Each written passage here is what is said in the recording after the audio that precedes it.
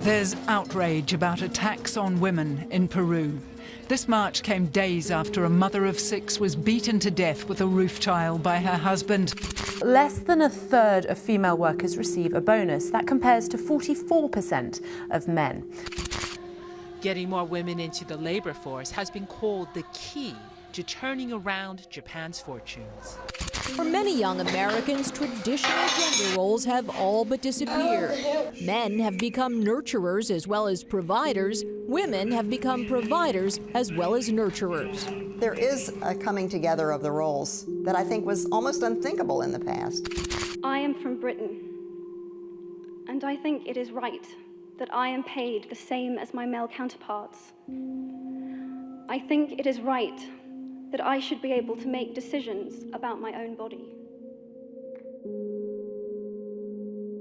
Gender. What is gender?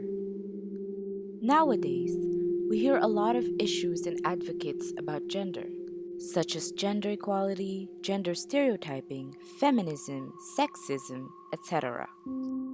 Even the global health and development community are dead set on studying about the influence of gender roles on a person's health and well-being. But what's so important in learning about gender? Why do we need to know of its importance? How does it affect our society? Firstly, let's clarify its definition.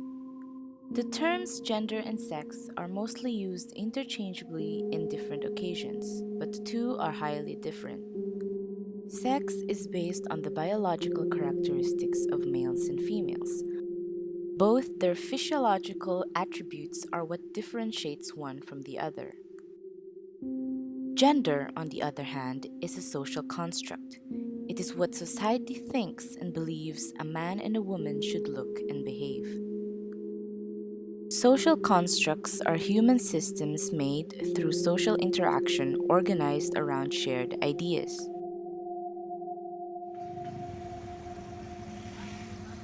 While they appear as artificial and manufactured, as it may vary in different cultures and transform through time, we cannot deny the fact that they are notions that our society created and very much make up a huge portion of a person's life. Thus, it is important to study, evaluate, be aware of the different aspects, understand the various perceptions, and divulge the varying concepts of other cultures concerning a social construct, in this case, gender. Gender has been one of the many major factors of oppression and prejudice in our society today. Many individuals are either forced or restrained in numerous occasions merely due to their gender. Gender inequality, gender mainstreaming, gender roles, gender stereotypes, gender ideologies. These terms fly over the heads of most people.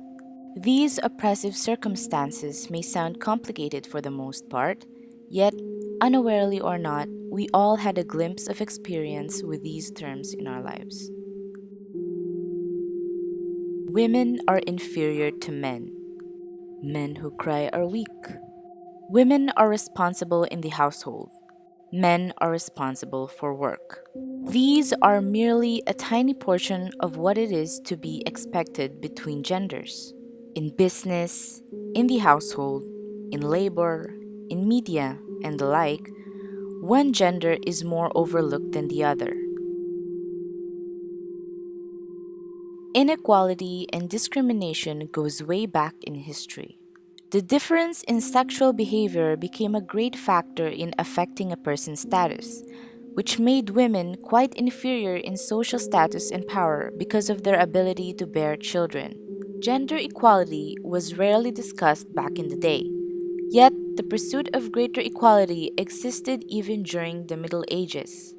However, the fight against equality was greatly addressed during the late 19th and early 20th centuries.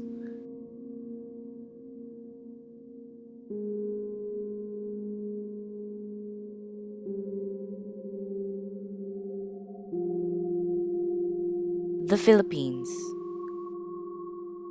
Ranking 7th in the global gender gap back in 2015, the Philippines have proven their equality in gender ratio based on economic participation and opportunity, education, political empowerment, and health and survival.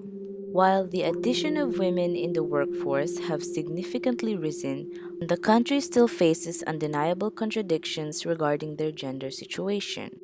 The country showcases women entering in politics, academic and professional excellence, yet prostitution, battered housewives, and exploited migrant workers contradict such advancements. However, it also has an extensive, almost impressive, institutional framework in promoting women empowerment and gender fairness. With the help of the women's movement, the voice of women in the Philippine society is very strong. They have been an important instrument in changing the various facets of the society and the culture shift of both men and women. Back in 2009, the Philippines had also implemented the Republic Act No. 9710, or also known as the Magna Carta of Women, which condemns discrimination against women and affirms women's rights as human rights. Judging from the statistics, women's rights in terms of education, health, and employment are equally in ratio with men. While this may be so, the social imagery of Filipino women is still that of a weak individual, inferior to men, poster girl of domestic help, expert in double burden, and a sexual object, either strongly portrayed by media or privately practiced at home.